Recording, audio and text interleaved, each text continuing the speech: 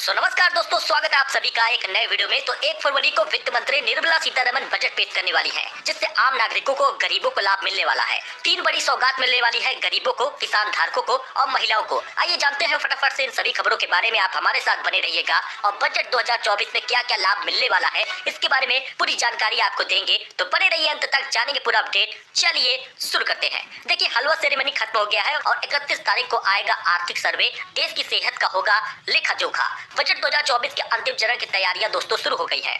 24 जनवरी को वित्त मंत्री निर्मला सीतारमण ने बजट का हलवा सेरेमनी की रस्म भी निभाई है। आप यहाँ पे देख भी सकते हैं। वही देश की वित्त मंत्री निर्मला सीतारमण 1 फरवरी 2024 को अंतरिम बजट पेश करेंगी। इसकी तैयारी अंतिम चरणों पर चल रही है। बजट तैयार करने के लिए लॉक इन प्रक्रिया भी शुरू हो गई है और हर साल की तरह एक बार फिर से हलवा सेरेमनी का आयोजन किया गया था।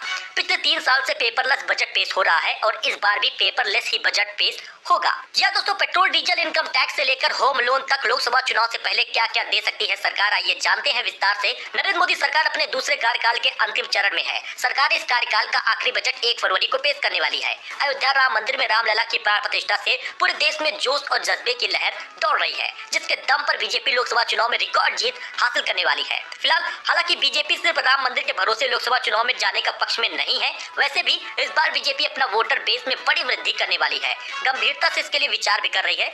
इस उद्देश्य को हासिल करने के लिए पार्टी कोई भी कसर नहीं छोड़ रही। ऐसे में कई सारे लोक लुभावन बातें भी हो सकते हैं इस बजट में। आइए देखते हैं क्या क्या इसमें लाभ मिलने वाला है।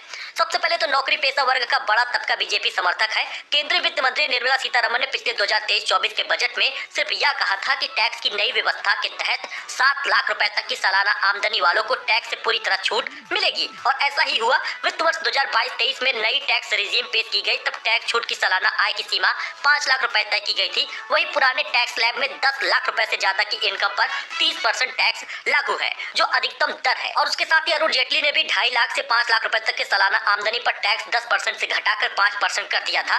तो इस बार बड़ी राहत मिल सकती है। उम्मीद की जा रही है कि लंबे समय के इंतजार के बाद मोदी सरकार ओल्ड टैक्स रिजीम में भी टैक्स छूट की सीमा सालाना 5 लाख रुपए से बढ़ाएगी। वही पेट्रोल डीजल पर मिल सकती है बड़ी खुशखबरी। जी हाँ, सीधे सीधे खबर ये आ रही है कि 10 रुपए से 11 रुपए तक सस्ता हो सकता है। मोदी सरकार के पास पेट्रोल डीजल की कीमतों में कटौती का बढ़िया मौका है। इंडियन ऑयल, हिंदुस्तान पावर और भारत पेट्रोलियम जैसे सरकारी कंपनियां पेट्रोल पर 11 रुपए प्रति लीटर और जबकि डीजल पर 6 रुपए का मोटा मुनाफा कमा रही है।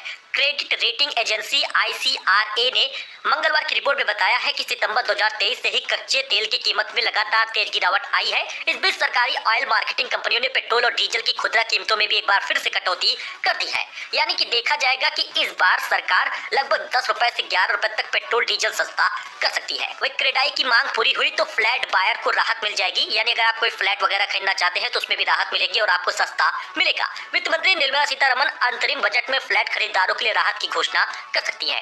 दरअसल real estate developers association of India ने आगामी बजट के लिए अपनी विश लिस्ट में सरकार से होम लोन के मूलधन और ब्याज पर टैक्स छूट की सीमा बढ़ाने की मांग की है। इसका उद्देश्य आवासीय संपत्तियों की मांग को बढ़ावा देना है और क्रेडाई ने किफायती घर की परिभाषा में संशोधन की भी है और वकालत भी की है। ऐसे में जो अभी 1.5 लाख रुपए तक सीमित है, एक विकल्प के रूप में क्रेडाई ने हाउसिंग लोन के इंटरेस्ट पेमेंट पर एक मुश्त रकम की छूट का प्रस्ताव रखा है। इसके अलावा क्रेडाई ने इस बात पर भी जोर डाला है कि 2017 में 45 लाख रुपए निर्धारित अफोर्डेबल हाउसिंग की परिभाषा में कोई बदलाव नहीं हुआ और यह रकम बढ़ाई जाए। वहीं पर नौकरियों पर भी मिल सकती है बड़ी खुशखबरी। विपक्ष मोदी सरकार रोजगार विहीन विकास के ढर्रे पर चलने का आरोप लगता है।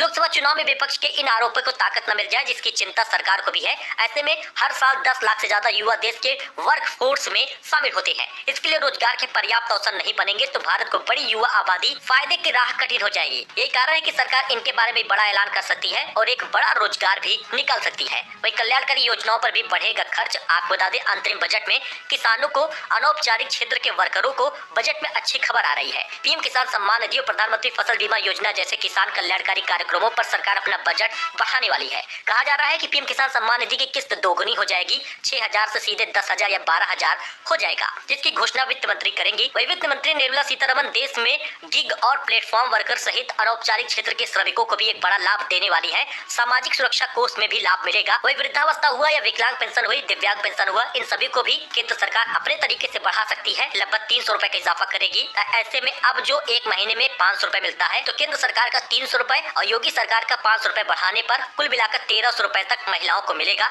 यानी कि लगभग 3900 रुपए से लेकर 4000 रुपए तक हर तिमाही का पेंशन मिलेगी। वही दिव्यांगों को लगभग 6000 तक मिल जाएगा। वही सरकार नेशनल पेंशन स्कीम एनपीएस को भी आकर्षक बनाने के लिए जमा और निकासी पर टैक्स छूट बढ़ा सकती है, खासकर 75 साल से ऊपर के बुजुर्गों के लिए। उधर पेंशन फंड नियामक पीएफआरडीए ने कर्मचारी भविष्य निधि कार्यालय पीएफओ से कहा है कि वह एम्प्लॉयर के योगदान पर टैक्स के मामले में समानता लाए। जी हाँ दोस्तों, कई सारी छूट, कई सारा लाभ मिलेगा। उम्मीद की जा रही है कि वित्त मंत्री निर्मला सीतारमण इस संबंध में कुछ घोषणाएं अंतरिम बजट में कर सकती हैं।